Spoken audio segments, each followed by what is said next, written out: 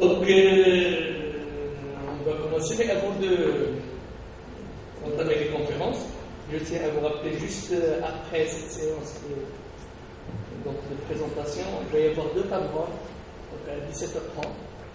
Donc une sur la coopération internationale de recherche, etc. Et une sur la stratégie nationale de recherche. Bon, c'est avec l'Arménie. Donc,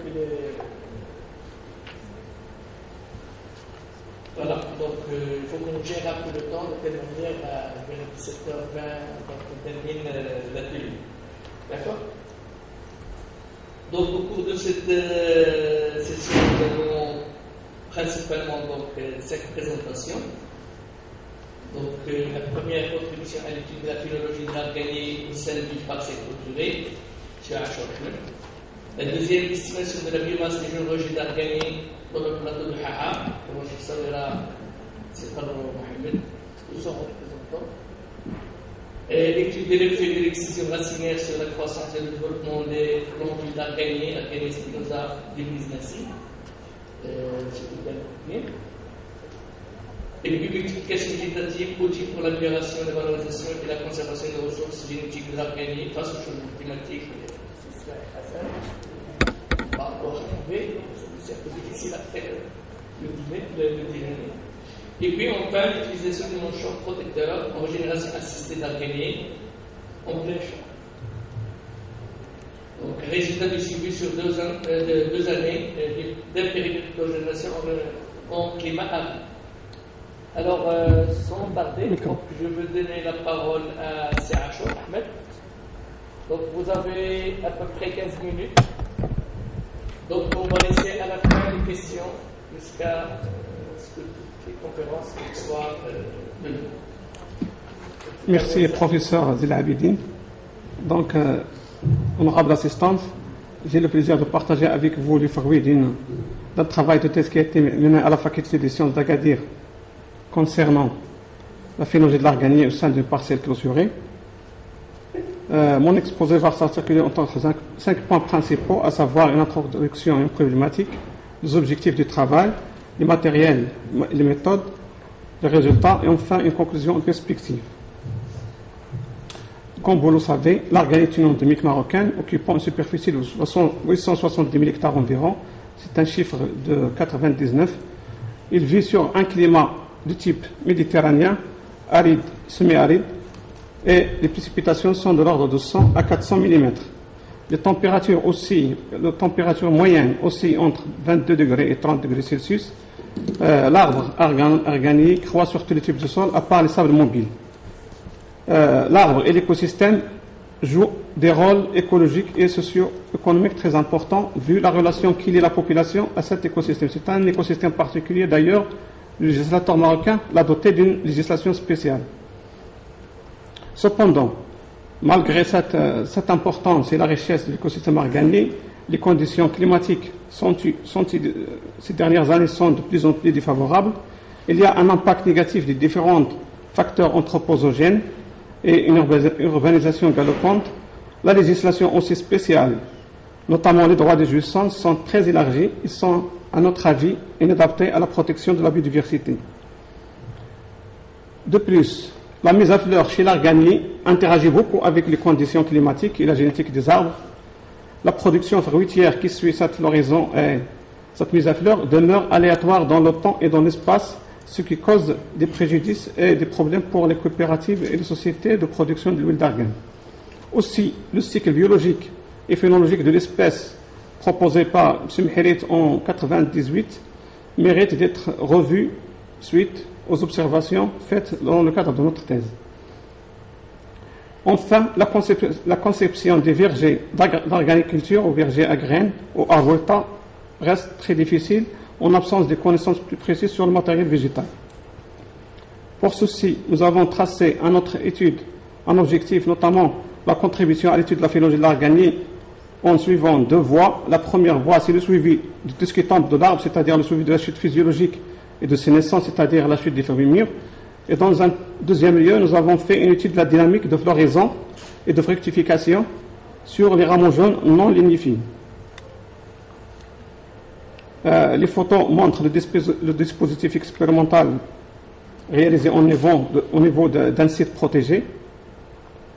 La parcelle où s'est déroulée notre étude, elle se situe à 25 km à l'est d'Agadir, la route d'Amskroud. Elle fait une superficie de 3 hectares. Elle est visible devant vous sur l'image extraite de Google Earth. Et a été mise en défense en 1988 suite à l'occupation temporaire par la Société marocaine des explosifs. La période de l'étude, c'est avril 2010 jusqu'à décembre 2013. C'est à partir de cette date qu'on a commencé la compréhension du déroulement des phénomènes sur l'art gagné, et nous avons arrêté les observations pour commencer la rédaction. L'échantillon est composé de 10 arts gagnés choisis d'une façon aléatoire à l'intérieur de la parcelle. Pour le suivi des chutes physiologiques et de ces naissances, nous avons installé des filets de 1 mètre carré, 2 au nord-ouest et 2 au sud-ouest. 2 filets, c'est pour permettre une analyse statistique acceptable. La collecte mensuelle ensuite est venue après chaque mois. Mensuellement, on fait des collectes mensuelles des fleurs et des fruits initiés, des jeunes fruits et des fruits mûrs, pour estimer l'importance de cette chute au niveau de chaque arbre et faire des analyses statistiques pour voir la différence qui existe entre les arbres, entre les dates, etc. La période de l'étude, c'est la campagne 2009-2010 jusqu'à la campagne 2012-2013. En fait, c'est 4 campagnes. Les collectes ramassées au niveau des arbres sont triées au laboratoire en séparant les fleurs des fruits initiés, des fruits jeunes et des fruits mûrs. Après, on passe au comptage des différents stades de fleurs et de fruits. Pour le deuxième aspect de l'étude de la phénologie de l'art gagné qui a été réalisée sur des rameaux jeunes, nous avons marqué 4 rameaux jeunes non lignifiés, 2 au côté nord-ouest de l'arbre et 2 du côté sud-ouest. C'est pour voir la différence qu'il y a entre les expositions entre les arbres. Sur ces rameaux, nous avons procédé au comptage des stades floraux et de fructification sur les 19 mois qu'après cette étude, c'est depuis décembre 2010 jusqu'à juin 2012. Toutes les données des deux parties de cette étude, nous avons traité ces données par le logiciel Statistica après une mise en place sur le logiciel Excel. Aussi, pour expliquer les phénomènes observés, nous avons exploité les données climatiques achetées au niveau de la direction de la météorologie nationale. C'est pour avoir des données fiables qui permettent l'explication de toutes les observations et tous les résultats des analyses statistiques. Pour ce qui est du climat, au niveau durant les campagnes de l'étude, nous avons aussi intégré la campagne 2008-2009 parce que les fruits de 2009-2010 sont issus des conditions climatiques de 2008-2009. Donc nous avons remarqué que 2008-2009 était une campagne un peu exceptionnelle. La température record a dépassé les 49 degrés et les vagues de chenilles s'étalent sur à peu près 2 à 10 jours. En 2009, 2010 et 2010-2011 sont des campagnes très favorables en matière de pluviométrie, mais la campagne 2009-2010 a connu aussi 5 vagues de chenilles et le nombre de jours de chaud est de 29 degrés et de 29 jours.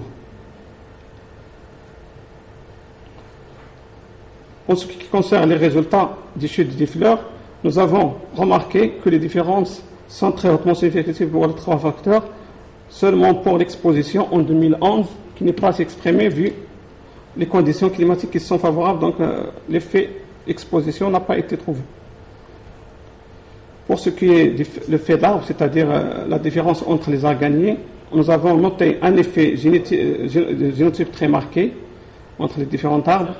La faible floraison en 2012 à cause du stress hydrique, parce que la campagne 2011-2012 a connu seulement 40 mm de pluie. Mais nous avons remarqué une curiosité au niveau de cette campagne, c'est que l'arbre 7 et l'arbre 10 ont bien produit des fleurs. On produit beaucoup de fleurs, notamment l'arbre 10 qui a produit jusqu'à 4500 fleurs par mètre carré par mois.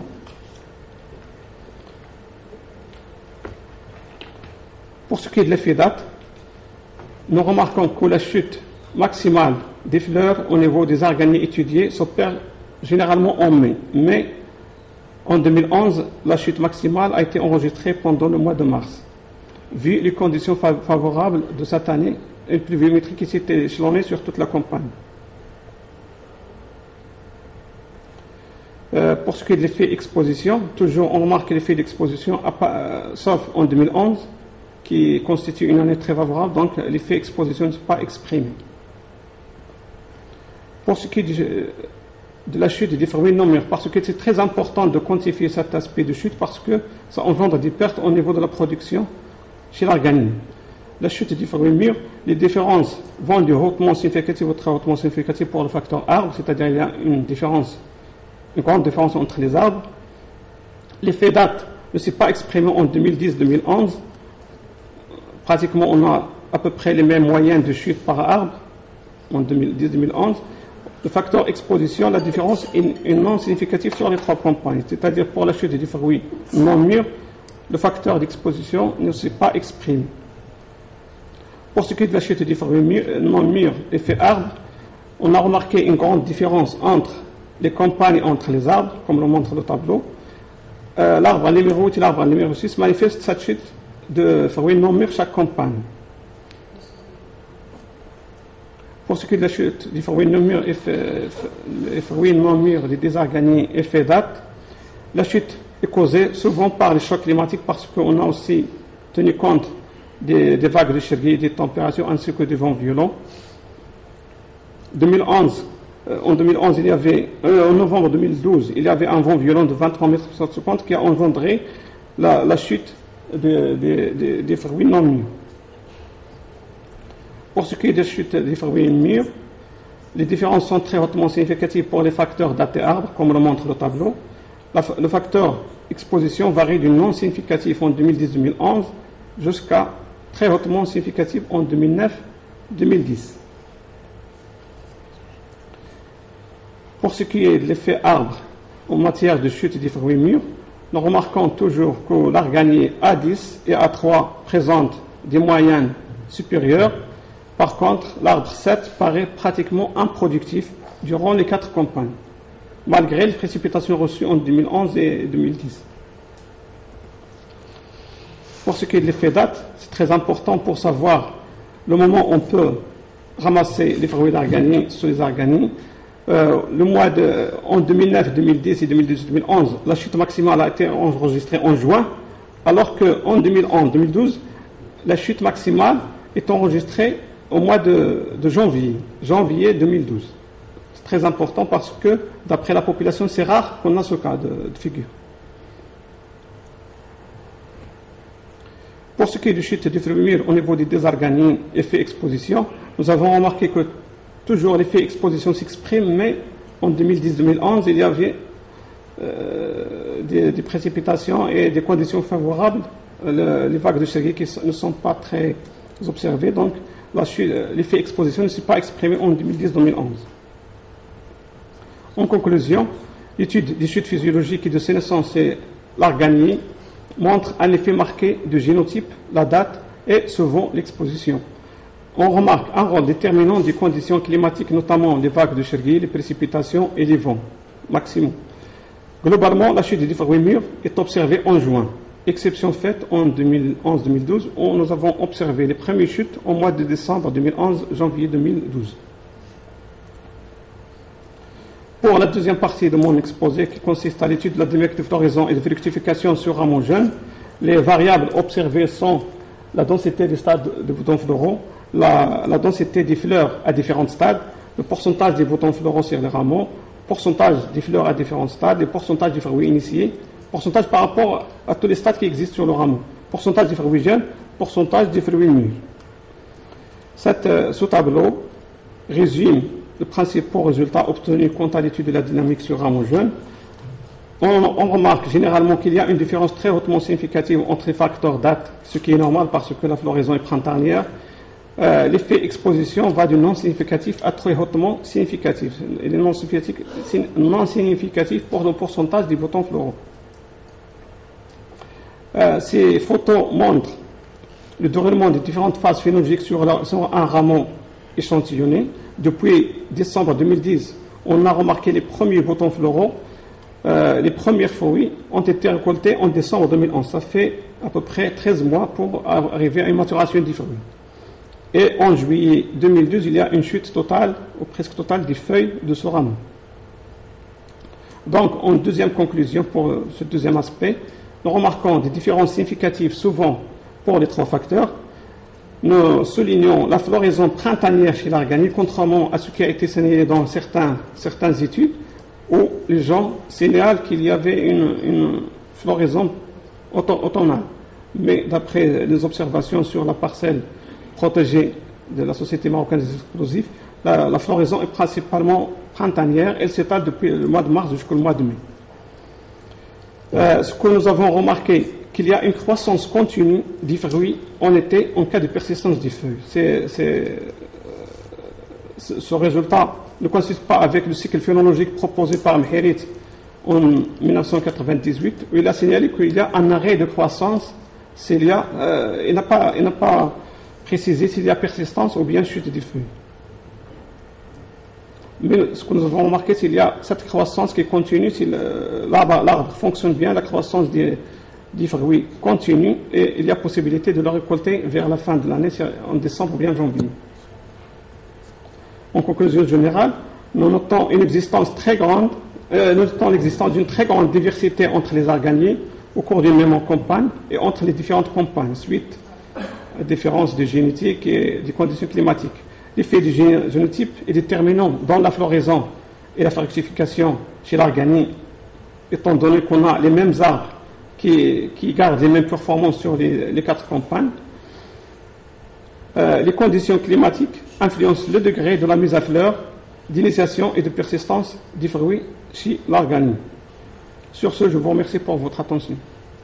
Merci. Vous avez respecté le temps. Sans transition, je appelle son représentant. Merci les dons d'Assad. Et sinon, donc, on passe à la troisième conférence. Sur l'Égypte.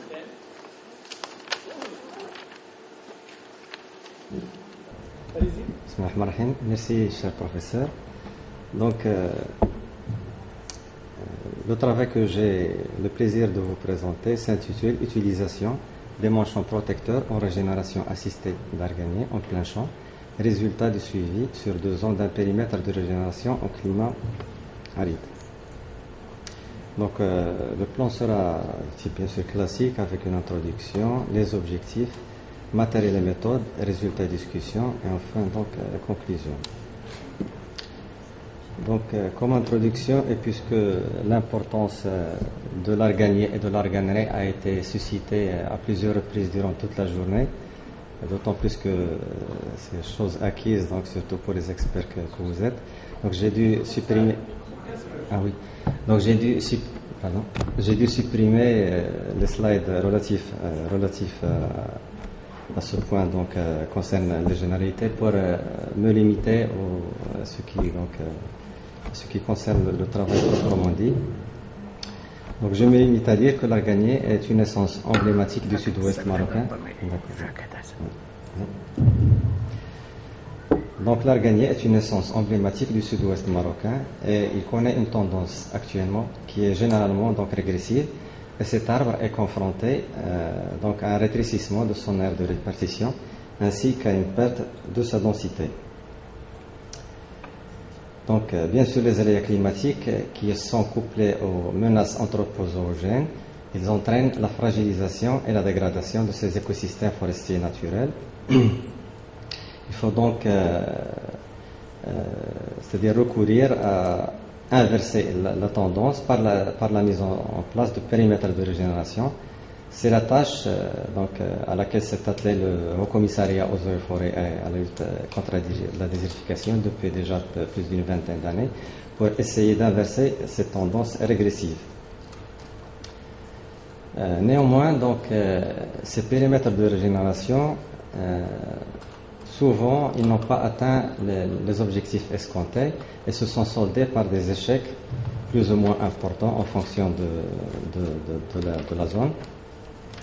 Ces échecs donc, sont dus à plusieurs facteurs et le non-respect de la mise en défense par le bétail dans ces périmètres est l'un des principaux facteurs d'échec associés donc au bétail, les agressions du gibier et les ravages causés par les ravageurs. La solution serait donc, dans ces conditions, la protection individuelle des jeunes plantules. Cette protection individuelle devient largement justifiée. L'objectif de notre travail étant de tester ces traitements écologiques à même d'améliorer le bilan des travaux de régénération assistée en évaluant donc l'effet de ces manchons protecteurs sur les taux de reprise, les taux de mortalité, ainsi que les paramètres de croissance, à savoir la croissance en longueur, la croissance en diamètre, ainsi que le rapport donc hauteur sur diamètre. Ceci donc sur une durée de 2 ans, dans les conditions hydriques limitantes à l'échelle d'un périmètre de régénération tel qu'il est appliqué par le Haut Commissariat. Donc le site expérimental, il est situé, comme vient de l'annoncer mon collègue, dans la parcelle de la SME. C'est une parcelle qui a été donc implantée dans la fin des années 80. C'est une parcelle, donc c'est une occupation temporaire de la société SME qui est bien gardée et se situe à 25 km à l'est d'Agadir. Donc il s'agit d'un bioclimat du type méditerranéen, aride, à hiver chaud. Les précipitations annuelles tournent autour de 130 mm. La température annuelle moyenne est de 20 degrés, l'altitude de 115 mètres, et le sol de ce site est argilo-sableux à pH neutre. Donc les plantules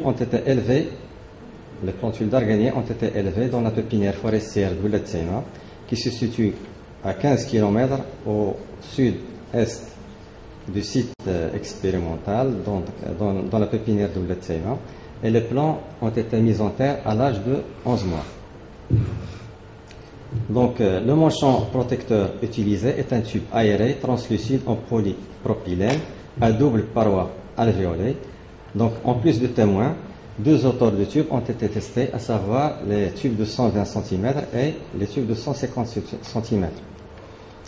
En ce qui concerne la superficie de la parcelle expérimentale, elle fait 1,5 hectare avec une densité de 204 arbres par hectare. Donc concernant le plan expérimental, il s'agit d'un bloc aléatoire complet avec 3 blocs et dans chacun des blocs 34 arbres pour chaque traitement, ce qui fait un total de 306 arganiers pour le total de l'expérimentation. 8 arrosages réguliers de 30 plants de 30 litres par plant et par mois ont été prodigués au plant durant la première année uniquement, sans aucun autre apport d'eau durant la deuxième saison de croissance. Donc, en ce qui concerne les résultats et particulièrement le paramètre, donc pour la première année, le paramètre donc survie. Donc l'effet de ces manchons protecteurs s'est avéré hautement significatif, positif et hautement significatif sur la survie, sur la reprise la première année et la survie de ces plantules d'arganier. Et on le voit bien sur ce graphique où on peut donc constater que c'est-à-dire les plants témoins, donc le taux de réussite, le taux de reprise la première année étant de 75% pour le plan témoin, alors que les plants protégés, que ce soit par des tubes de 120 cm ou de 150 cm, ils ont atteint quand même des taux de reprise de 95%. Concernant la différence entre la longueur des tubes utilisés, il n'y a pas de différence significative et le taux de survie étant le même, c'est 95%. La même tendance a été conservée lors de la deuxième année, donc le taux de survie étant pratiquement resté le même, puisque la quasi-totalité des mortalités constatées l'ont été durant la première année.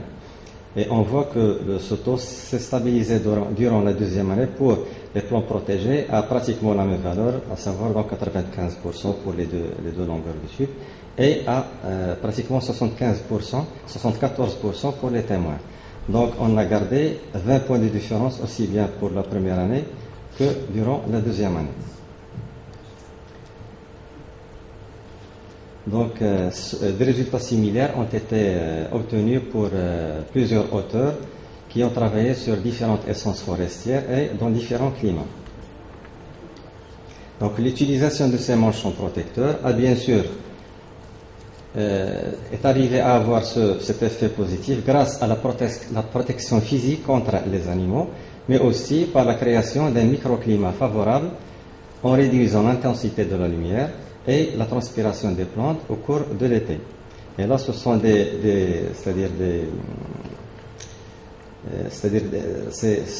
ces déclarations-là, ils ont été faites sur la base de travaux donc menés par plusieurs chercheurs.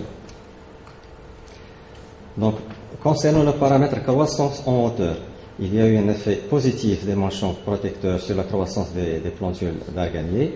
Cet effet a été hautement significatif la première année et très hautement significatif durant la deuxième année.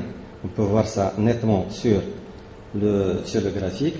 On peut voir donc que la croissance des plants témoins s'est limitée durant la deuxième année à environ 50 cm, ça c'est la moyenne bien sûr, alors que les plants protégés sont arrivés quand même aux environs de 80 cm en moyenne.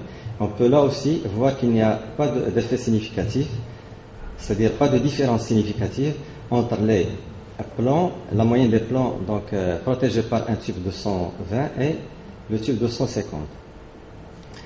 Donc les manchons protecteurs ont significativement stimulé la croissance en hauteur des plantules d'arganier comparées aux témoins durant les 2 années d'expérimentation. Ces travaux donc confirment ceux des travaux précédents établis par plusieurs chercheurs pour plusieurs essences et conditions climatiques.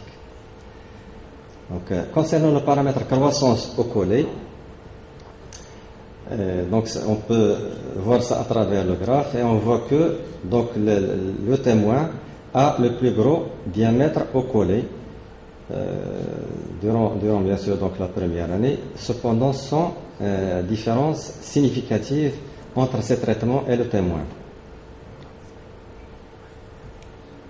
Donc ces résultats-là aussi donc confirment les résultats précédents.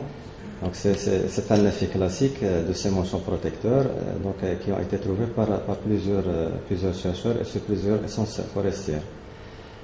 Le paramètre élancement du plant est un paramètre très important pour l'arbre, puisque donc l'élancement qui est en fait le rapport de la hauteur totale sur le diamètre au collet, donc il permet de déterminer un peu la vigueur de l'arbre, le type du tronc, donc la vigueur de l'arbre. Et là où on a donc un élancement, le facteur d'élancement qui est important, l'arbre il est pratiquement filiforme, alors que l'inverse, quand on a un élancement faible, ça veut dire que l'arbre il est rigoureux, il est vigoureux.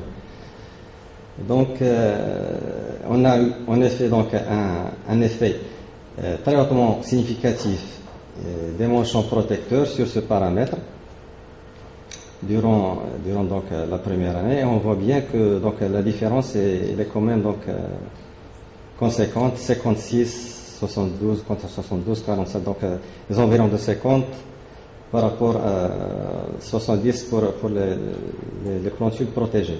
Ces résultats-là aussi donc ils confirment se trouver par Fillah et al. Pour l'arganier, mais en conditions climatiques, en conditions hydriques non limitantes. Et j'arrive donc aux conclusions pour dire que 2 ans après la plantation, les résultats de ce travail ont montré un effet positif des manchons protecteurs sur le taux de survie des jeunes plants d'arganier avec un gain de 26%.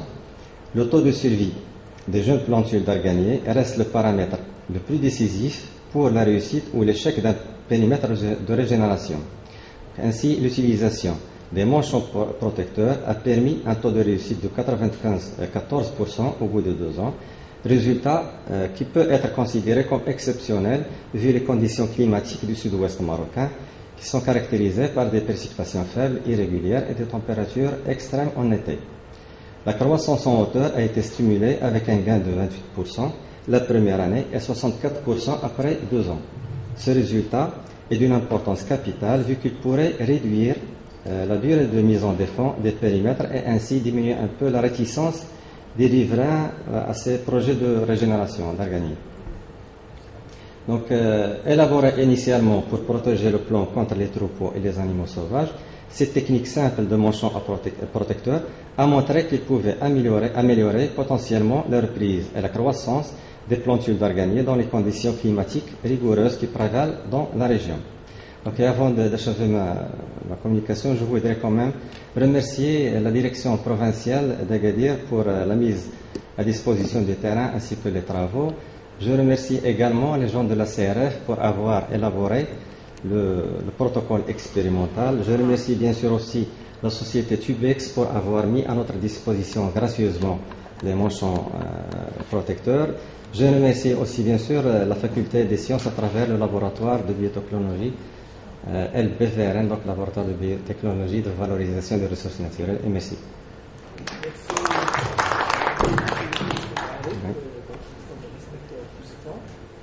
Est-ce que les autres collègues sont conférenciers? Les autres conférenciers, peut-être si Souhaïl n'est pas là,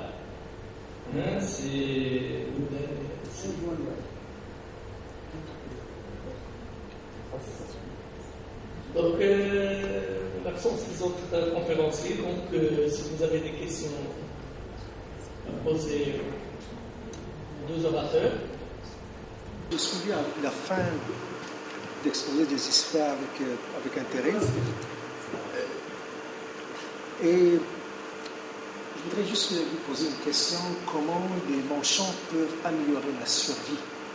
Parce que je sais que les manchons sont des biofertilisants du carbone et la survie dépend beaucoup plus du milieu, de la qualité des plants, d'autres choses. Donc comment effectivement...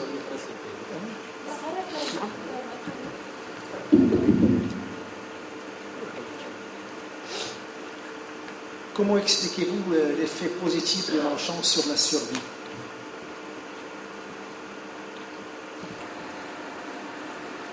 Concernant même les manchons protecteurs, oui, il y a un gain qui est exceptionnel pour les hauteurs, mais est-ce qu'il n'y a pas disproportion avec les racines? Est-ce que vous avez vérifié que les racines croissent parallèlement à la hauteur?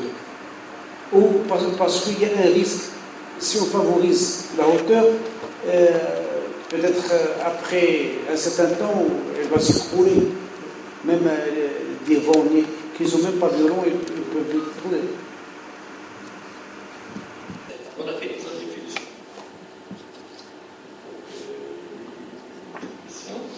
Et puis pour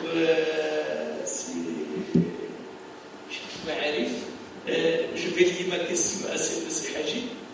Effectivement, donc vous avez remarqué qu'il y a un gain de croissance en hauteur à peu près de 20%, mais au dépend du diamètre encollé. D'ailleurs, le diamètre encollé, il a baissé. Donc la croissance est plus faible. Et ça, je dirais, ce n'est pas une qualité, c'est à l'inverse. Donc un plan avec une hauteur plus développée que le diamètre va avoir une certaine fragilité, donc sans vraiment penser encore aux racines. C'est un problème. Et puis, une autre petite question, en termes de faisabilité, est-ce qu'un gain de croissance, je dirais, juvénile, par fond, est-ce qu'il est vraiment justifié un petit peu l'utilisation de ces manchons à une échelle beaucoup plus importante? Merci. Apparemment, on a un chef d'esprit en janvier, mais vous n'avez pas expliqué pourquoi. C'est d'une part. D'autre part, j'ai lu souvent au niveau de la bibliographie comme quoi la floraison, elle se fait en deux temps. Elle est automnale et printanière. Et j'ai vu sur les arbres aussi bien des fruits que des fleurs. Comment expliquez-vous ça? Autre question? L'importance de la technologie, c'est si on ne collecte pas les données sur des très longues années, 30 ans, 20 ans, parce que la plupart des gens essayent de discuter du changement climatique en relation avec la technologie. C'est-à-dire la floraison tardive. Pour le cas de la Ghanie, puisqu'il y a vraiment, on voit que il y a une variabilité, même au sein des arbres. et une floraison, et la tombée, la chute du fleuve et tout ça, ça se passe le long de l'année. Mais est-ce qu'il n'y a pas moyen de comparer, est-ce qu'il y a un changement au fil des années de ce comportement? Est-ce qu'il n'y a pas moyen d'expliquer que pourquoi les feuilles tombent d'une année à l'autre différentes? Là, ça peut les fruits, peut-être la floraison. Donc, pour avoir vraiment savoir très bien quand est-ce que pour pouvoir gérer, planter en fonction des comportements de la vie. C'est très, très intéressant. Là. Et si on a constaté qu'on a des diamètres plus petits et qu'on a la partie aérienne qui s'élance, et donc en prenant la hauteur sur le diamètre, nous avons surtout, comme l'a dit Zidane, un coefficient de robustesse, donc on perd, donc les plans sont beaucoup plus fragiles. Mais on a en plus de ça la vascularisation de l'arbre, elle aussi qui est atteinte, et on sait que plus le diamètre au collet est grand, donc plus la communication entre les racines et la partie aérienne est très importante. Et là, ça m'interpelle, justement, les résultats sont intéressants. Comment cette survie peut être expliquée avec tout ce qu'on constate, toutes les choses quand on voit devant nous, donc disent à peu près le contraire. Est-ce que lorsqu'on va enlever ces manchons, les plants vont avoir un problème? Nous sommes dit que l'utilisation des précipitations et des températures journalières suffisent pour apprécier le changement de conditions climatiques. Pour ce qui est de l'homogénéité de la parcelle, c'est une parcelle homogène qui fait 3 hectares seulement, donc ce n'est pas étendu. Et c'est une altitude de 120 mètres, avec un sol homogène, argilo-calcaire, avec une pente de 0 degré. C'est un terrain plat. Pour ce qui est de la chute, la question de Mme Sabah, chute des murs en janvier, nous avons expliqué dans le cadre de document de thèse que cette chute est due aux conditions climatiques enregistrées en 2011, qui sont très favorables, ce qui a permis une croissance continue même en été des familles. Donc, les premières chutes ont été obtenues en décembre, de fruits mûrs. Ces fruits mûrs, pour s'assurer de leur maturation, nous avons fait des extractions d'huile et la différence n'est pas significative quant aux fruits ramassés au mois 3 ramassés. C'est la même chose, pratiquement. Pour ce qui est de la floraison printanière et automnale, moi aussi, en consultant la bibliographie, j'ai lu qu'il y a une floraison automnale. Moi, sur les 4 années de l'étude, je n'ai pas remarqué sur les arganiers étudiés, entre 2010 et 2013, pas remarqué de floraison automnale. Mais après avoir achevé ma thèse, je reviens toujours sur la parcelle étudiée et j'ai remarqué cette année l'arbre à 10 qui est d'ailleurs très florifère, et là, produit des fleurs au mois 10, après les premières pluies. Donc, c'est une floraison automnale. Pour ce qui est de la chute des feuilles d'arganier, au début, nous ne pouvons pas intégrer cet aspect parce que la chute des feuilles dépend beaucoup de ces régimes. Pour la chute des feuilles d'arganier, au début, dans le cadre de la thèse, nous ne pouvons pas intégrer cet aspect de chute des feuilles d'arganier parce qu'il y a un risque qu'on ne trouve pas ce phénomène, parce que c'est un résultat de stress hydrique. Mais du fait que les arganiers ont perdu la totalité de leur feuillage en 2012, nous avons essayé d'intégrer cet aspect en 2013. Aussi, en 2013, nous avons réussi à récolter toutes les feuilles qui ont chuté des arganiers. Nous avons analysé cet aspect dans un chapitre de la thèse, mais je n'ai pas le temps de le présenter tout. Donc, la chute des feuilles, c'est un résultat du stress hydrique. Il y a une année sèche et des vagues de chenille. Une année sèche et des vagues de chenille pour avoir la chute totale des feuilles. Les chutes, j'ai fait une étude sur une année. Les mois d'été, c'est-à-dire juin, juillet, août, on enregistre une chute maximale de feuilles. C'est la peine.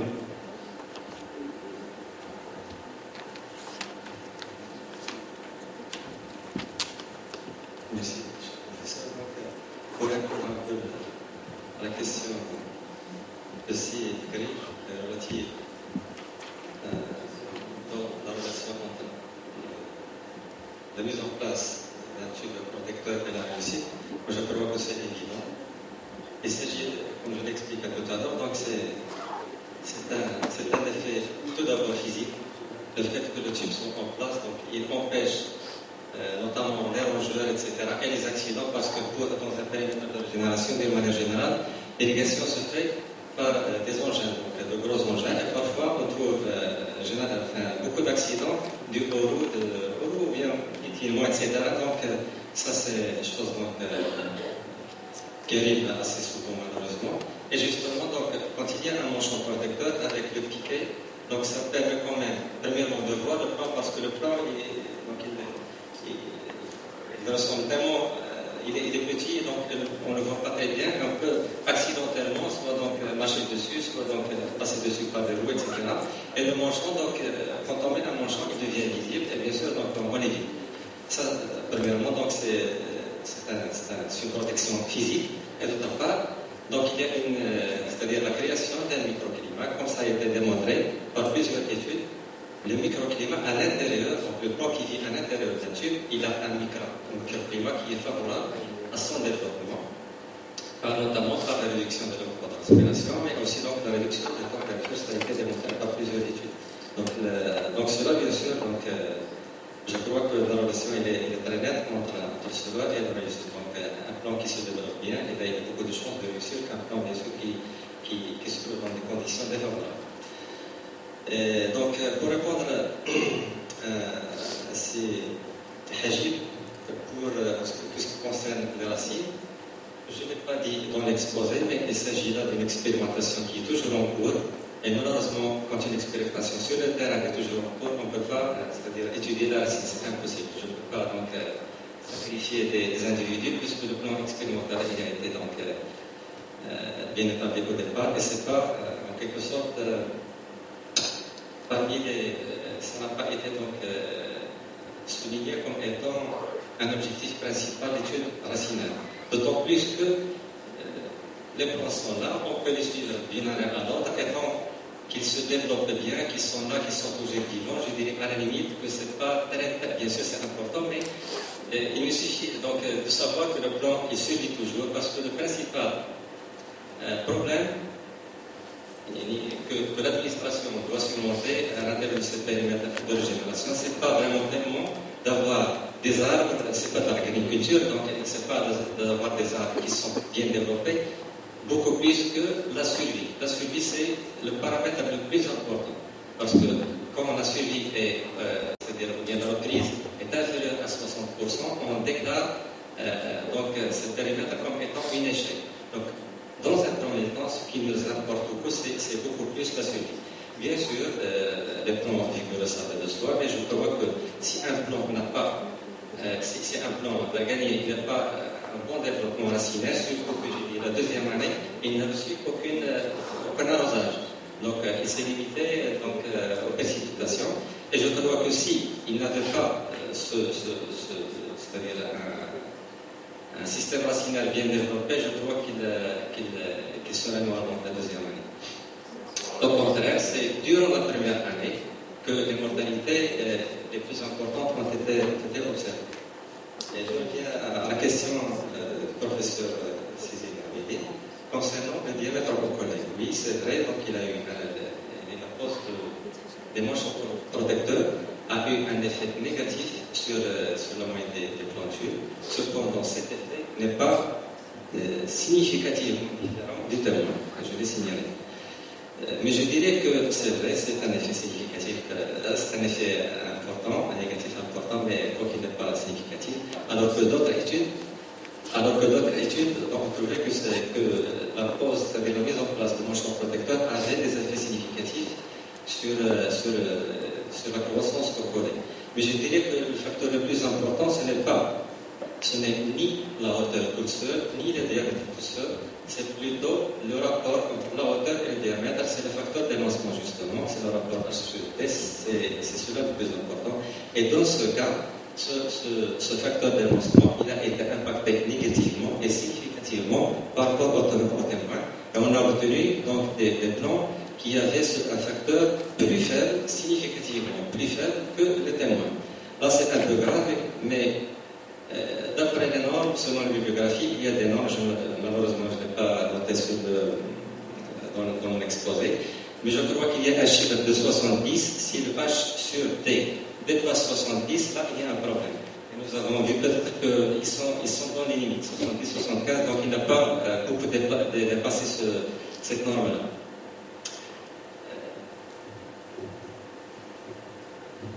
Donc c'est tout. Donc, si vous avez des questions, on va les laisser si cela est bien de nous joindre. Donc, vous êtes remerciés, vous êtes excusés. Donc, j'attends. Merci. C'est à vous la parole. Merci, Monsieur le Président. Mesdames et Messieurs, le travail que j'ai l'honneur de vous présenter s'intitule Multiplication végétative, outils de la valorisation et la conservation des ressources génétiques de la gamine. Alors, il constitue le fruit d'une étroite collaboration entre, d'une part, le Centre de recherche forestière et, d'autre part, l'Université Laval et le ministère des Ressources naturelles du Québec. Alors, tout d'abord, un petit rappel rapide sur l'importance de cette espèce. Donc, c'est une espèce relique qui est une espèce tropicale et qui est vraiment qui s'est trouvée dans des conditions plus ou moins macaronisiennes ou méditerranéennes, et c'est une espèce donc qui couvre une superficie de 870 000 hectares et qui pénètre de 100 km dans la vallée de Sousse. Espèce providence, très résistante aux différents facteurs biotiques et abiotiques. Il forme un écosystème particulier et constitue donc la pièce maîtresse d'un système agro-silvopastoral décisif pour la vie même de la population de la région. Il joue des rôles écologiques et socio-économiques indéniables et présente des particularités biologiques qui restent dans la plupart à déterminer. Il constitue par ailleurs le dernier rempart contre la désertification. Alors la problématique de l'arganeraie d'une manière générale, il s'agit des écosystèmes fragiles.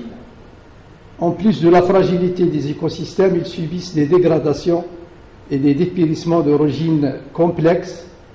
La superficie et les ressources génétiques sont donc impactées par ces dégradations.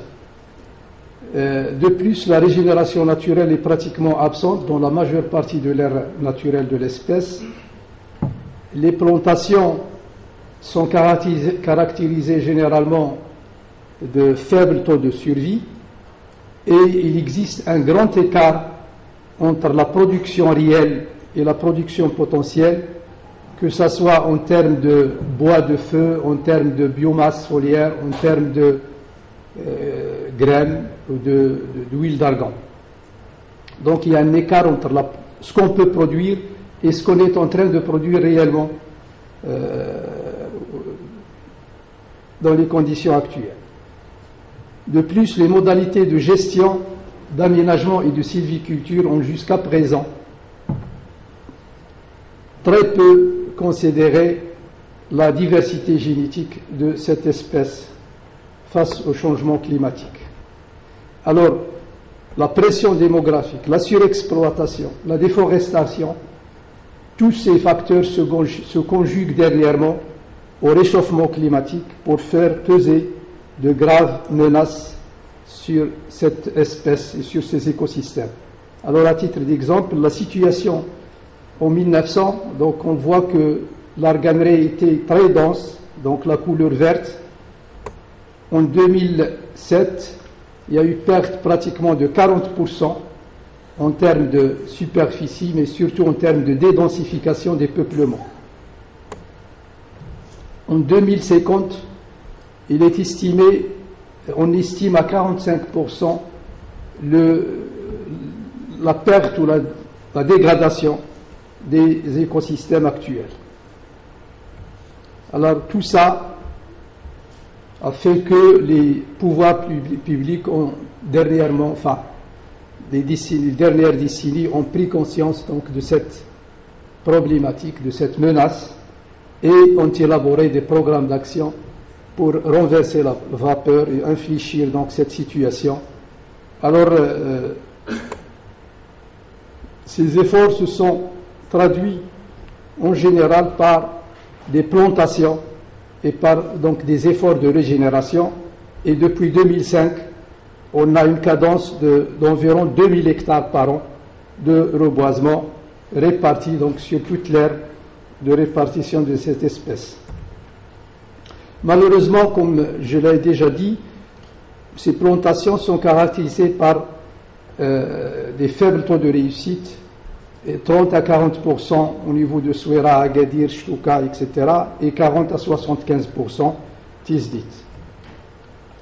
Alors, devant ces problématiques, nous avons, dans les dernières décennies, en collaboration avec les Canadiens, donc défini un programme dont l'objectif est de concourir à l'amélioration et à la conservation in situ et ex situ de la diversité génétique à travers d'abord le développement de stratégies adaptées aux plantations de reconstitution et aux plantations clonales de haute productivité pour répondre aux différents objectifs. La sélection de provenance et de variétés adaptées au climat actuel et futur, la détermination des règles de déplacement ou de manipulation, de transfert des matériels végétal de reproduction, la modernisation de la filière reboisement et des pépinières, donc de la semence à la plantation, le transfert des connaissances au niveau des pépinières, le développement des techniques de multiplication végétative. Alors, parmi les principales techniques testées et développées, nous avons le bouturage, que ce soit des boutures ligneuses, semi-ligneuses ou herbacées, le greffage sous différentes formes, le greffage en fente, greffage en écusson, greffage en plaquage, etc. Des tests de culture in vitro et d'embryogénèse somatique.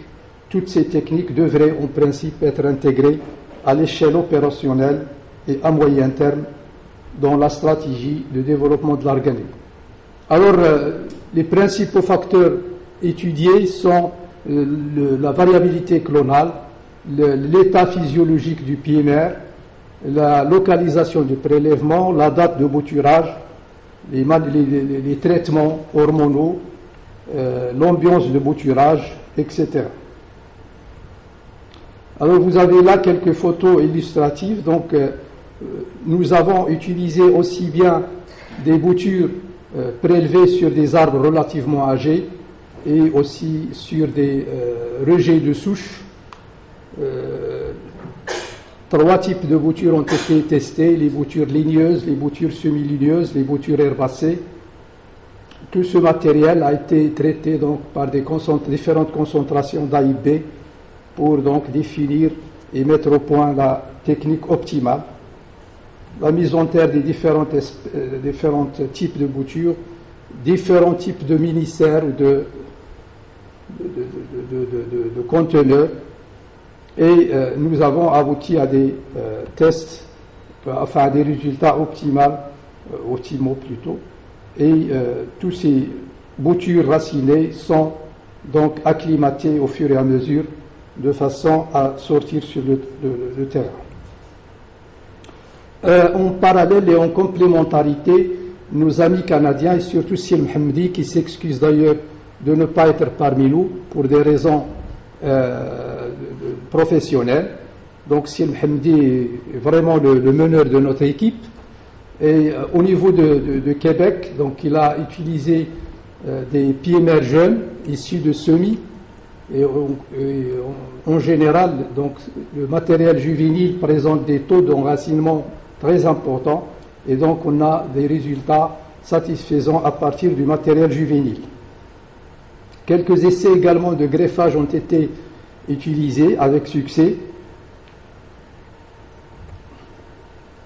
Nous avons également testé la culture in vitro, mais on n'a pas encore de résultats satisfaisants. Nous essayons d'adapter les techniques d'embryogénèse somatique utilisées au Québec pour les résineux. Donc on sait qu'au niveau de Québec, on produit des millions de plants d'épicéa par cette technique-là, qui a un avantage, et le plus important, c'est la conservation de la juvénilité à long terme. Donc on peut conserver les tissus dans l'azote liquide jusqu'à ce que les individus se révèlent performants pour donc reprendre les tissus et le multiplier d'une manière rapide. Alors, en parallèle à ça, nous avons conçu des régies de culture spécifiques à l'arganier.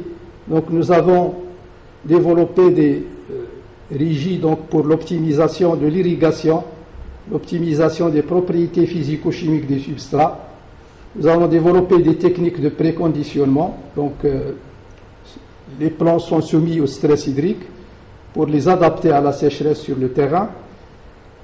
Nous avons développé des programmes de fertilisation pour que les plants soient bien de qualité ou auront tout ce qu'ils ont besoin donc, pendant la phase d'installation. Tout cela donc, nous a permis d'obtenir des plants avec morphophysiologiques de qualité, avec des excellents systèmes racinaires. Et donc nous avons obtenu des boutures préconditionnées capables donc de surmonter la crise de transplantation. Là vous pouvez remarquer un peu la qualité du système racinaire et donc l'équilibre des boutures, partie aérienne, partie racinaire. Tout ce matériel donc est prêt à être planté. Voilà un peu la qualité de la carotte. Donc ce système racinaire est vraiment capable de coloniser rapidement des surfaces importantes et donc réduire la crise de transplantation. Nous avons également caractérisé à titre d'essai des clones selon la biomasse foliaire en utilisant un logiciel Winfolia qui permet donc de donner des mensurations sur l'architecture foliaire et sur la surface spécifique. Et là, on a par exemple deux clones différents qui sont au même stade phénologique mais qui présentent des surfaces foliaires donc très différentes. La différence est de 58%. Donc ce critère est important pour la sélection des individus si l'objectif est la production de la biomasse foliaire. Sinon, les individus qui présentent des surfaces foliaires réduites peuvent être utilisés dans les conditions arides, parce que qui dit surface foliaire faible, dit transpiration faible et donc moins de consommation d'eau.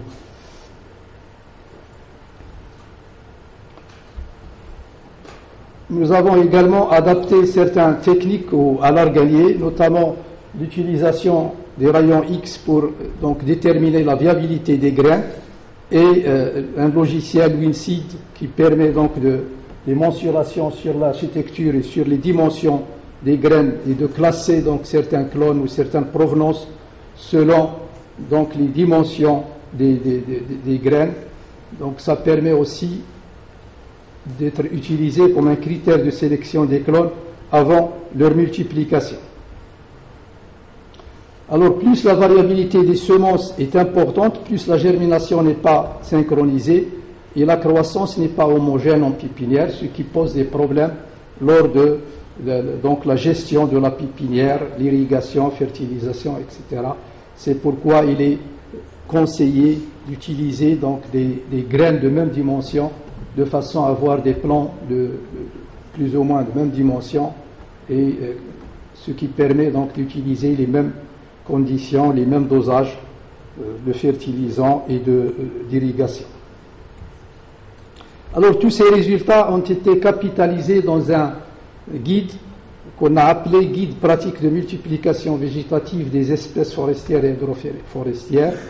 Donc ce guide est composé de 4 chapitres, un sur le bouturage, donc tout ce qui est bouturage, un deuxième sur le greffage, Le troisième chapitre est concentré sur tout ce qui est micropropagation, l'embryogénèse somatique, et un quatrième sur l'intégration donc de ces techniques dans la stratégie de production de plants d'organismes. Alors, comme recommandation, d'abord, il faut définir et élaborer une stratégie claire et précise spécifique à la modernisation des pépinières. Nous avons remarqué que l'un des points noirs de la filière semences et plantations de l'arganerie se situe au niveau des pépinières. Nous continuons à utiliser des plants qui n'ont pas vraiment les qualités requises pour une réussite de la plantation. Et donc, on pense que l'une des priorités, c'est de définir clairement des stratégies ou de moderniser nos pépinières de façon à produire des plants de qualité. Définir et optimiser les techniques culturelles.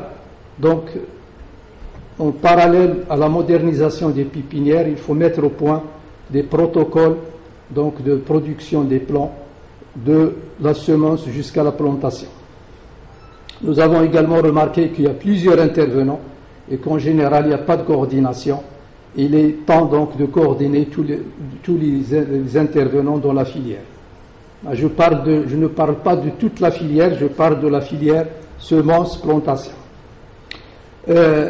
Intégrer, appliquer les résultats de la recherche. Nous avons beaucoup de résultats qui sont fragmentaires, certes, mais moyennant quelques rectifications, on peut les appliquer et on peut commencer déjà par l'existant au lieu d'attendre à ce qu'on ait des résultats donc, fiables, etc. Mais on peut déjà utiliser et améliorer l'existant. Concilier entre les exigences du développement humain et les impératifs du développement durable. Alors ça résume beaucoup de choses. Alors, action à entreprendre d'urgence, élaborer d'abord un catalogue des provenances d'organiers. Nous n'avons pas encore de catalogue pour dire le nombre de provenances sur lesquelles on peut travailler et on peut les caractériser, on peut établir ce catalogue d'abord en se basant sur les critères écologiques, en attendant les critères de génétique, issus des parcelles expérimentales ou au laboratoire à partir des marqueurs d'ADN. Créer des observatoires et des conservatoires de l'arganier. Donc ces observatoires nous permettent de suivre à moyen et à long terme l'évolution de ces écosystèmes pour faire face donc au changement climatique. Installer des tests de provenance intra- et extra-aire de répartition pour définir les paramètres génétiques de l'espèce. Déplacer les populations hautement menacées à de nouveaux endroits où ils seront adaptés au climat actuel et futur. Mettre en place un système de réglementation et de transfert du matériel végétal de reproduction. Nous n'avons pas encore de réglementation concernant les transferts de graines de Soera à Gulmim. On peut donc utiliser à Gulmim, par exemple, les graines issues de Soera, ce qui est une mauvaise chose. Ça pollue et il y a un abattardissement des espèces, ou de l'espèce plutôt, et il est temps donc d'organiser tout ce système donc de manipulation et de transfert de matériel forestier de reproduction. Procéder dès que possible à la récolte et à la conservation des graines dans des banques de gènes. Entamer rapidement des opérations de conservation in situ par une mise en défense des peuplements les plus menacés. En conclusion, afin de concilier entre les exigences économiques et écologiques, il est souhaitable qu'une distinction se fasse entre forêts extensives très écologiques à multiples usages et plantations de haute productivité très intensives. On ne peut pas demander aux mêmes plantations de protéger, de produire et de faire tout. Il faut qu'il y ait des séparations entre des zones de production selon la vocation des terres, selon beaucoup de facteurs, de façon à ce qu'il y ait des objectifs distincts. les plantations clonales, 30 à 40 clones sur 10 à 15% de la superficie reboisée chaque année seraient, à notre avis, un bon compromis. Les résultats obtenus à travers ces recherches menées aussi bien au Maroc qu'au Canada indiquent clairement que des marges de progrès très importantes existent bel et bien. Enfin, moyennant quelques encouragements de la part des pouvoirs publics, le défi du développement durable de l'arganerie est surmontable. Et je vous remercie. Merci. Donc, votre exposé coïncide parfaitement avec tout à l'heure les tables rondes qui sont programmées à 17h30. Donc, je rappelle qu'il y a une table ronde qui sera consacrée au niveau de la salle 1. Donc, je rappelle qu'il va y avoir deux tables rondes tout à l'heure à 17h30. La première, c'est justement la coopération internationale en matière de coopération scientifique. Et là, c'est un exemple concret des efforts de coopération entre le CRF et le Canada. Et puis, une autre table ronde, la salle 2, c'est sur les stratégies nationales en matière de recherche scientifique concernant l'argent. Donc, voilà, donc, vous pouvez poser des questions par rapport à l'exposé de Cheikh Hassan, mais aussi aux d'autres exposés. Alors, je rappelle aussi s'il y a d'autres conférenciers qui... Merci. Rachel Ahmed, docteur ingénieur à Bozo Forêt Agadir. J'ai deux petites questions pour Sismaï. Je tiens à le remercier pour son exposé qui a été clair et concis. La première, est-ce que le problème du bouturage d'arganie est réglé avec ce manuel élaboré, etc. Et quel est le coût? Vous avez fait une étude de coût, le coût par plante bouturée. La deuxième remarque, c'est que vous avez parlé d'un déplacement de population. Est-ce que j'ai mal compris ou bien c'est un déplacement par ramassage du grain et la planter dans d'autres régions? Merci. Consultant. S'il vous plaît, bon, je vais poser une question un peu d'ordre général parce que je n'ai pas assisté aux deux premiers exposés. Nous connaissons que l'arganie est un arbre qui est donc naturel, qui est né sur la terre de façon spontanée, peut-être que ce n'est pas l'homme qui l'a planté. Et c'est un arbre très vigoureux actuellement, donc les arbres qui sont bien placés, ils paraissent des arbres qui vivent très bien, qui sont très forts dans la nature, ils résistent à plusieurs aléas climatiques. Est-ce que les nouveaux plants qu'on est en train de produire ou qu'on projette produire dans l'avenir, c'est des arbres qui auront la même vigueur, la même durée de vie, ou ils sont des arbres disons, un peu faibles à continuer à vivre? Je pose cette question pour les nouveaux projets parce que déjà les gens commencent à penser à la plantation de l'arganerie, disons, personnelle sur des fermes privées. Est-ce que c'est un projet qui sera viable dans le temps? Est-ce que c'est un arbre qui va vivre 100 ans aussi, ou 200 ans, ou c'est un arbre qui va dépérir après 5, 15, 10 ans? Juste une petite remarque, une petite question. Pourquoi juste l'arganier du sud-ouest marocain? Tout ce que j'ai vu sur la carte, c'est ton arganier du sud-ouest marocain. Et tu as oublié mon arganier de Casablanca, et tu as oublié l'arganier de l'Oriental, et puis l'aire potentielle de l'arganier, c'est plus qu'1 million d'hectares, et on commence à en se rendre compte, et peut-être le sud-ouest ne sera plus le fief de l'arganier dans peu de temps si les recherches vont bon train. Merci. Philosophie avec Hassan.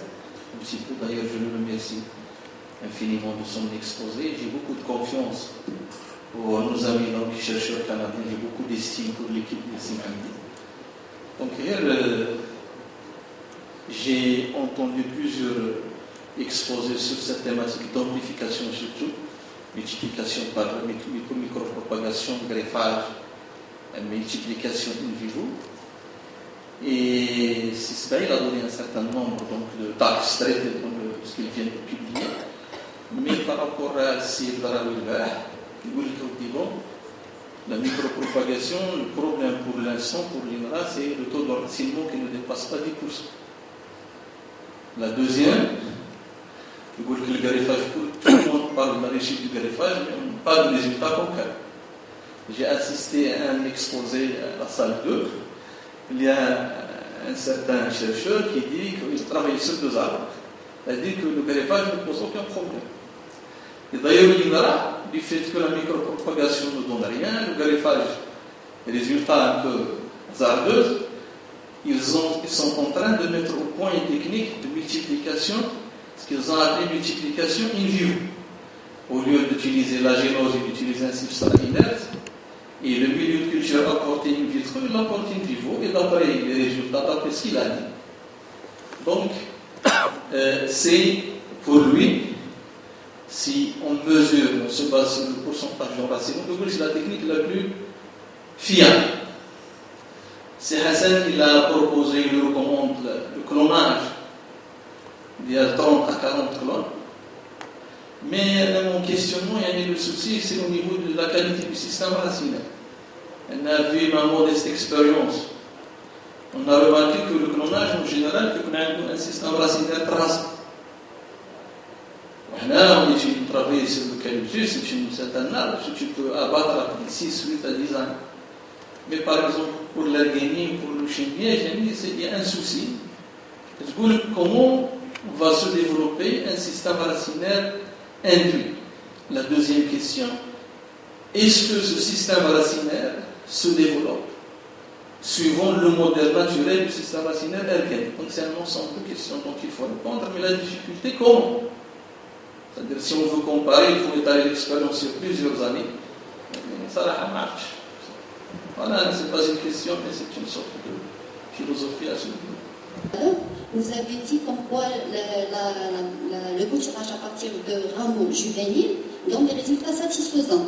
Mais, oui, mais vous n'avez pas donné de chiffres. On voudrait bien avoir le chiffre, parce qu'au niveau scientifique, s'il n'y a pas de chiffres, on ne peut pas juger.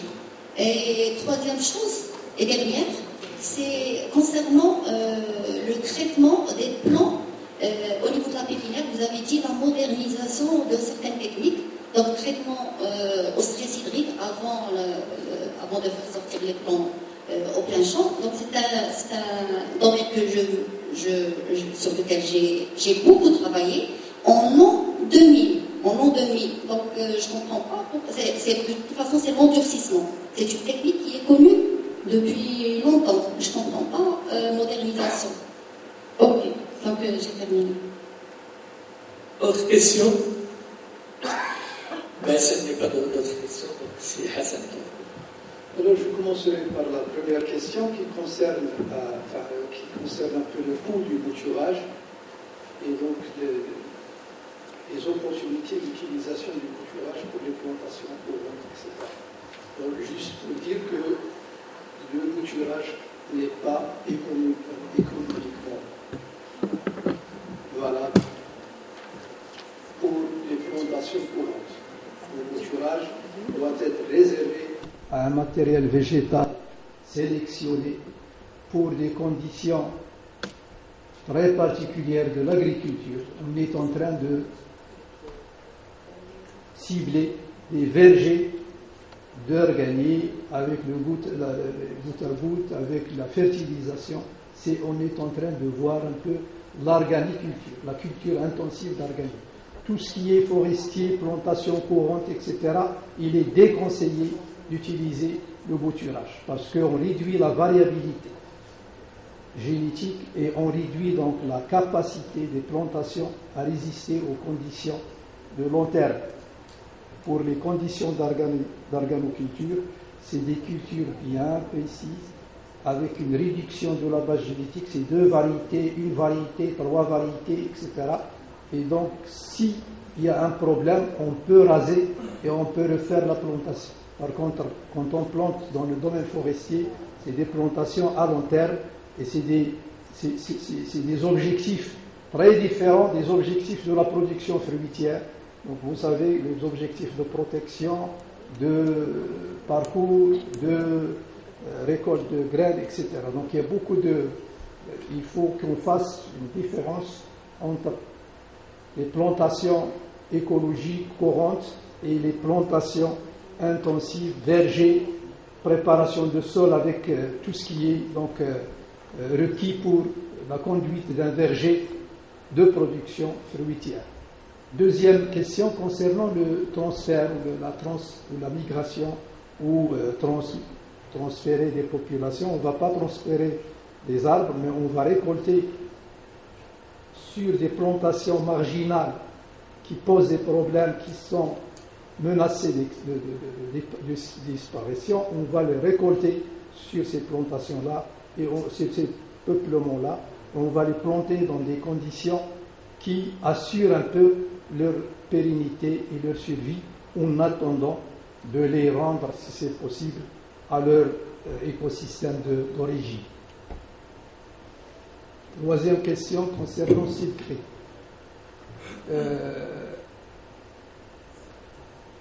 Je crois que c'est comment dirais-je, c'est l'erreur professionnelle. À chaque fois où on va avec la majorité.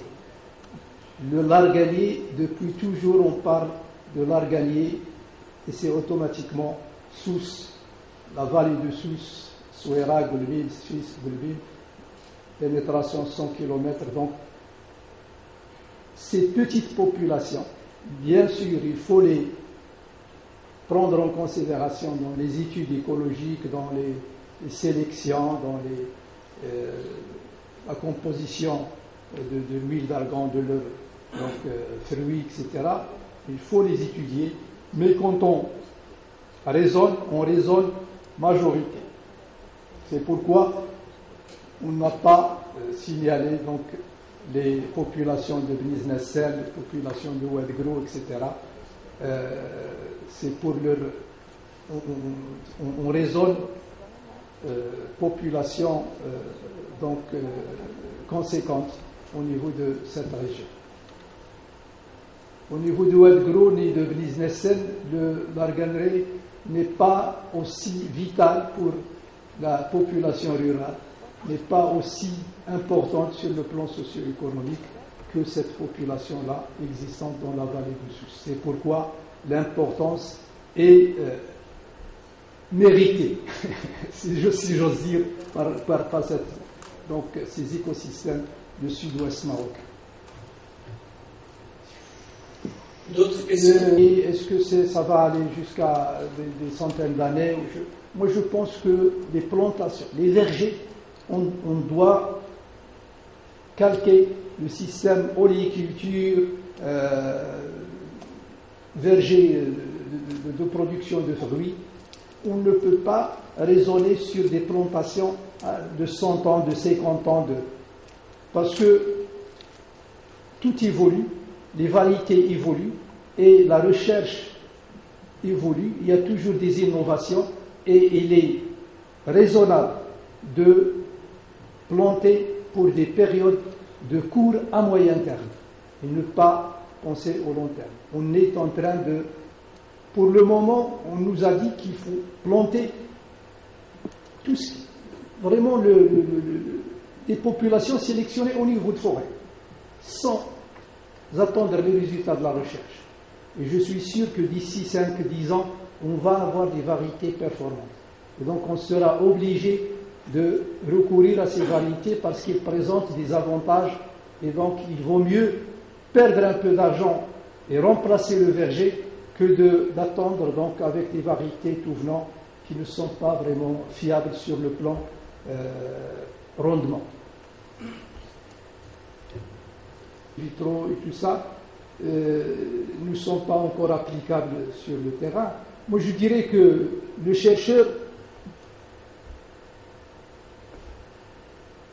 engage ou entreprend des recherches selon ses capacités. On ne peut pas produire des milliers de plants et dire que voilà, c'est vraiment opérationnel.